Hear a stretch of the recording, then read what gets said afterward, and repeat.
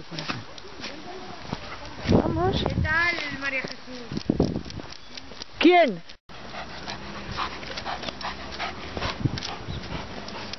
Marcos,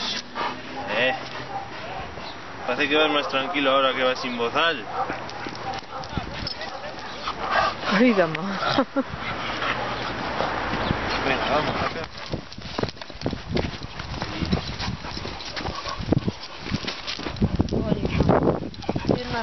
Es que para llevar a un perro como este yo, con esto lo llevo mucho mejor porque echas el cuerpo. Ya, equilibras, claro. Sí, sí, mejor que con un brazo, eso está claro.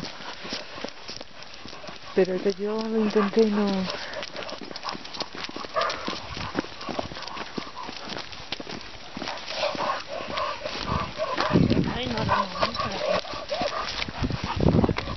Lo que te cruzas.